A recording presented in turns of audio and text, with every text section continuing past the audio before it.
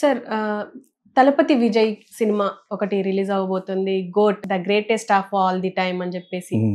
దీంట్లో 4 క్యారెక్టర్లుగా మొత్తం కొడుకు, తండ్రి, మనవడు అని చెప్పేసి ఒక 4 క్యారెక్టర్లు ఒకటే అంటే తలపతి విజయ్ పోషిస్తున్నారు ఆ పాత్రని. సో దీని గురించి మీరేమంటారు సార్? ఈవెన్ మీరు ట్రైలర్ కూడా ఇందాక చూపించాను.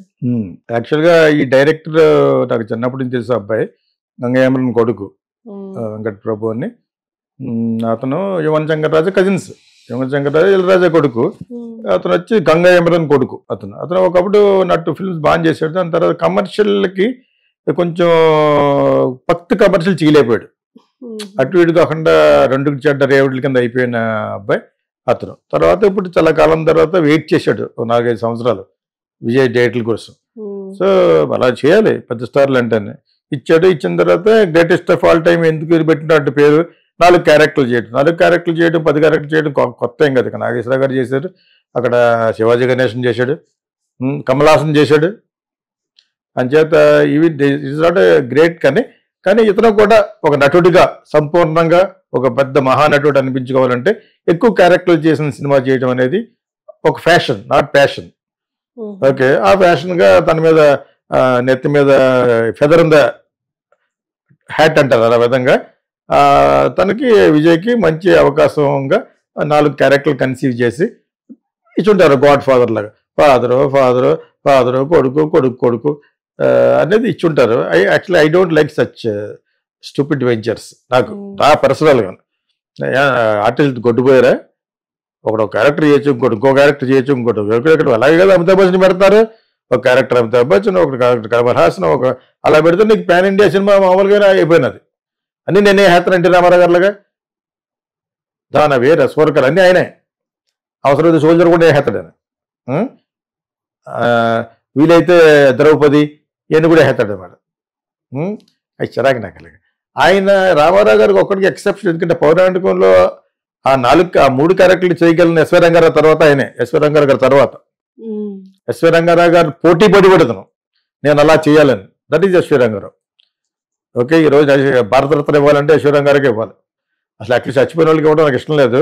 ఒకవేళ అలాగే ఇస్తే నేను చెప్పినంత మాత్రం మానరు కాబట్టి ఆయనకి ఇవ్వాలి. సో పౌరాణికం అంటే అంత ఇంట్రెస్ట్గా చూపించేది ఎన్టీ రామారావు, తర్వాత బాలకృష్ణ, మోహన్ బాబు కూడా. కాకపోతే బాలకృష్ణ బాగా చేయగలడు. వాళ్ళ నాన్నగారు పుణ్యకి పుచ్చుకున్న నటుడనే చెప్పాలి. ఒక్కొక్కసారి కొన్ని విషయాల్లో మంచి చెప్తాం, కొన్ని విషయాల్లో హాస్యాస్పదంగా చెప్తాం, కొన్ని విషయాల్లో అప్రిషియేట్ చేస్తాం. That is my nature. So ఆ విధంగా మన విజయ్, దళపతి విజయ్ అతనికి 4 క్యారెక్టర్లు కన్సీవ్ చేసింది గంగయామరన్ కొడుకు వెంకట్ ప్రభు. అతను కజిన్ యువన్ శంకర్ రాజా. మళ్ళీ దాని తర్వాత చాలా కాలం తర్వాత పెద్ద సినిమా. మధ్యన అతను కూడా తగ్గిపోయి చాలా మంది వచ్చేసి అనిరుద్ధ్ అని కుర్రోడు చాలా మంది వచ్చేసారు. సో వీళ్ళందరూ వచ్చేసిన తర్వాత అతనికి కొంచెం తగ్గింది. కాకపోతే యువన్ శంకర్ రాజా కూడా మంచి మ్యూజిక్ డైరెక్టర్. ఇళయరాజా కొడుకులో ఒక కొడుకు హిట్ అవ్వలేదు, కార్తీక్ రాజు. ఇంకొక అతను హిట్ అయ్యాడు, బయటికి వెళ్ళిపోయి ముస్లిం అయిపోయి ఇతను నాన్ సెన్స్ పనులు చేసాడు. నాకు చిన్నప్పటి నుంచి తెలిసి నాకు ఇన్ఫ్యాక్ట్ నాకు అంటగట్టాడు అతన్ని, నువ్వు తెలుగు తీసుకెళ్ళిపోయి ఎవరికి వస్తే చెప్పాను, అందరికి పరిచయం చేస్తాను చెప్పి. దాని తర్వాత వీళ్ళుగా అతనే పైకి వచ్చాడు. పిల్లలు కానీ తెలిసి నాకు ఇతను కార్తీక్ రాజా, యువన్ శంకర్ రాజా, పాపం భవతారని ఎట్లీస్ట్ భవతారు నా సినిమాలో పాడింది టైంలో. Unfortunately she died. సో వీళ్ళ కాంబినేషన్ వచ్చేస్తుంది. నువ్వు ట్రయల్ చూపించే బాగానే ఉంది. నాకు ఏదో గ్రాఫిక్స్ ఎవడో అన్నావు అలా లేదే, బాగుంది. విజయ్ లుక్స్ బ్యాక్ డైనమిక్స్కి చాలా బాగున్నాడు. చాలా టైల్స్ నాకు బాగా నచ్చింది. మరి కాకపోతే తెలుగులో వీళ్ళు ఎవరో మైత్రి మూవీ షోలు కొనుక్కున్నట్టారు అని విన్నాను. కాబట్టి దానికి అక్కడ జరిగినంత పబ్లిసిటీ ఇక్కడ వెంటనే జరగలేదు. అది మరి ఏమైనా ఎఫెక్ట్ ఇస్తా అంటే అది వాళ్ళు చూసుకుంటారు. యాక్చువల్గా థియేటర్స్ అకామిడేషన్ ఉంది వాళ్ళకి, వాళ్ళే థియేటర్స్ అకామిడేషన్లో వచ్చారు. ఇప్పుడు దిల్ రాజులాగా వాళ్ళు కూడా చాలా థియేటర్లు తీసుకున్నారు. మైత్రి మూవీస్ అనే producers become theatre owners, renting out అనమాట. అంటే థియేటర్లో ప్రాబ్లం ఉండకూడదు. ఏదో చిన్న నాని సినిమాని ఆ టైంలో ఎత్తేస్తారు. ఇవాళకు చాలా థియేటర్లు వెకేట్ చేస్తారు, సూపర్ హిట్ కాదు కాబట్టి. ఆ సినిమా ఏది చేసాడు కదా నాని, అది డివైడ్ టాక్ వచ్చింది. ఏంటిది సరిపోదా శనివారం అంటే నీకు ఈ థియేటర్లు సరిపోతాయని వెళ్ళి ఆగేస్తారు బయటికి. మనం అందరినీ ఎగతాళి చేస్తాం కాబట్టి చేసాం. టైటిల్ ఏంటి అలాగుంది, సరిపోదా శనివారమా, కొంచెం ఆదివారం సోమవారం కూడా తీసుకో అన్నట్టుగా ఉంది నాకు. అది ఇంకే టైటిల్ లేవు, అదో వెరైటీ. అంటే శనివారం 3 వస్తుంది అనమాట అందరిని కొట్టడానికి. నేను చదివింది మట్టుకో. సో ఏదో చేశారనుకోండి, అతని సినిమాలన్నీ అంతే. చాలా బాగా రాశాడు. నీ ఏంటి ఈ సినిమాలు ఎలా ఉంటాయి నీ అని రాశాడు నానేని. ఒక అమ్మకి అబ్బకి పుట్టిన సినిమాలా ఉంటాయన్నట్టు చెప్పాడు. ఎవడో ఒకటి రాశాడు రివ్యూలో. ఏంటి సినిమాలన్నీ ఎలా ఉంటాయి నాని, ఇటు పెద్దదే కాదు ఇటు చిన్నదే కాదు, ఆ టైంలో ఇది వర్కౌట్ అయ్యే టైటిల్ కాదు, వర్కౌట్ అవ్వని టైటిల్ కాదు, ఆ టైంలో చెప్పాడు. నిజం కూడా అంతే. అతను కొంచెం మారాలి, ఇప్పుడు ఇంకొక వెరైటీకి వెళ్ళాలి. సో అది నేను విన్నది కూడా వెంటనే చెప్పేసాను. ఆ సినిమాని లాగేస్తారు కొన్ని థియేటర్లను, దీన్ని అకామిడేట్ చేస్తారు. పెద్ద సినిమా కింద లెక్క 20 పైనే 22, 23 కొన్నారటది. ఎంతవరకు నిజం? క్రోర్స్ విజయ్ సినిమా. విజయ్ సినిమాకి కొంచెం పెద్ద రేటే అది. ఇక్కడ విజయ్కి పెద్ద మార్కెట్ లేదు ఇక్కడ. దిల్ రాజే ట్రై చేశాడు డైరెక్ట్ సినిమా లాగా పోయినసారి, అది ఎవడో వంశీ అన్నవాడిని పెట్టుకుని. సో అంచేత అది అతనికి లాస్ ఏం కాదు, వర్కౌట్ అయిపోయినట్టు ఉంది ఒక లెవెల్కి. సో ఇది మైత్రి వాళ్ళు ఇప్పుడు ఒక విధంగా ప్రొఫెషనల్గా దిల్ రాజుకి రైవలరీస్, పర్సనల్లా కాదు, బిజినెస్ సాధారణంగా ఉంటుంది.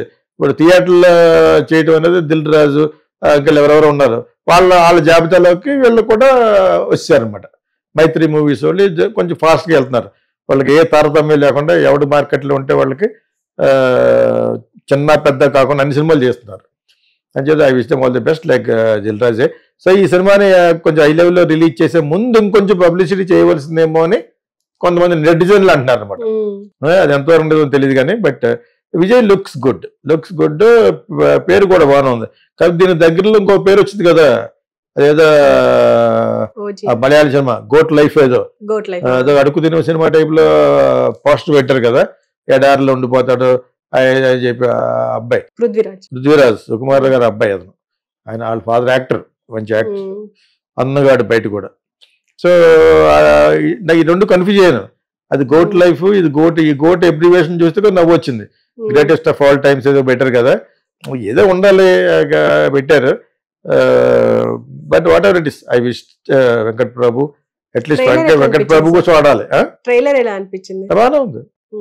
నువ్వు ముందు దానికి బిల్డప్ ఇచ్చి గ్రాఫిక్స్ అయ్యి బాగోలేమంటారండి అన్నా, నాకు అలాగ అనిపించలేదు. నీట్ గా ఉంది. గ్రాఫిక్స్ ఎక్కువ ఉంటేనే బాగోదు. గ్రాఫిక్స్ అంటే సింథటిక్ గా ఉంటుంది. నీకు అర్థమైంది. ఇప్పుడు సింథటిక్ ఫీల్ రాకూడదు. మటన్ చెప్పేసి ఏదో ఉంటారు, మీల్ ఏదో అంటారు కదా, నాకు దాన్ని చూస్తే చిరాకు. నాకు అది ఎవరైనా ఇంట్లో పక్షులు పెడతా ఉంటారు కదా, మటన్ బదులు పెడతా ఉంటారు కదా, అది మీల్ మేకర్ తనలు అనిపిస్తుంది అసలు. అలాగా సింథటిక్ అంటే ఏంటి, మాట్లాడితే ఎలాగైతే అలా కార్లు ఎగిరిపోవటాలు అలా బాగానే ఉంది. విమర్శ ఏంటంటే ఇప్పుడు లాస్ట్ క్యారెక్టర్ ఏంటి మన్మడుగా చేశారు, అంటే గ్రాండ్ సన్ గా, అది సీజీ చేశారు సార్. ఆ సీజీ అంత బాగా సీజీలో చేశారు. అటువంటి ఆయన చూడలేదు, అది కనపడలేదు నాకు.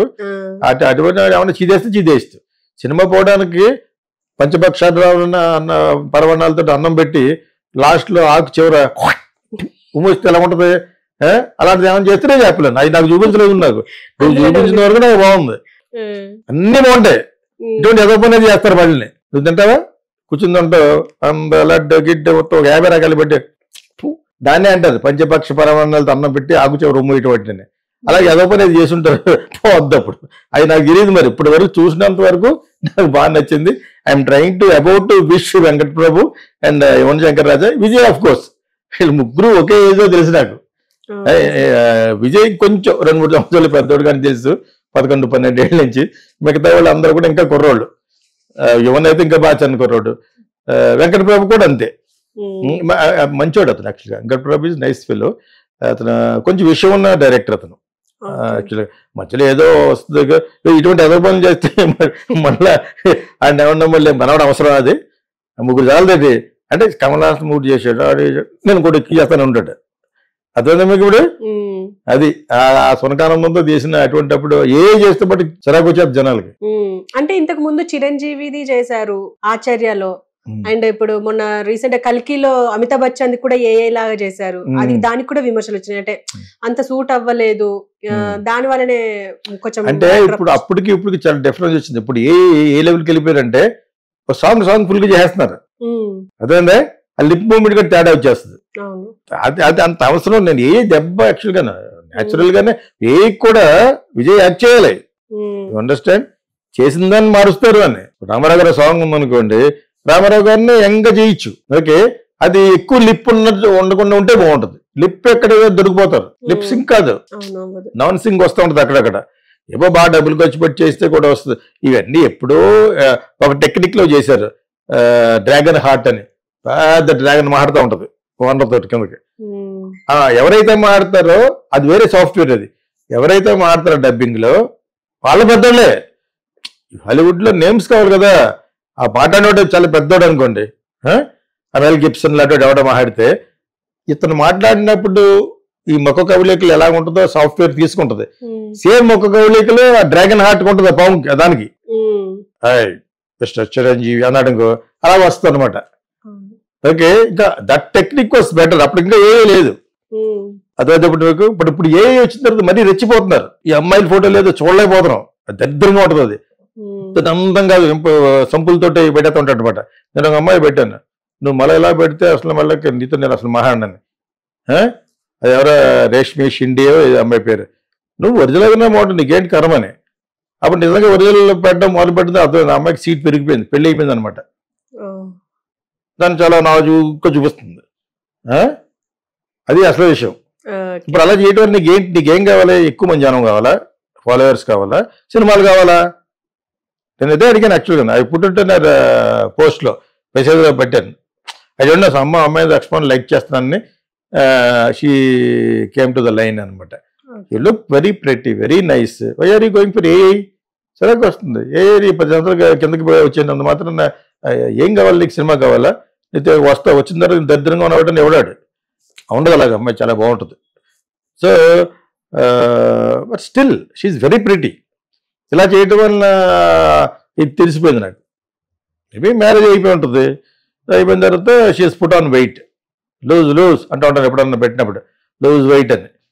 సో ఏ చేస్తే అందరూ లైక్ చేయకపోవచ్చు, అదే మేజర్ కారణం అవ్వచ్చు సినిమా ఫెయిల్యూర్ అవడానికి. ఆకుచీర రొమ్ములాగా.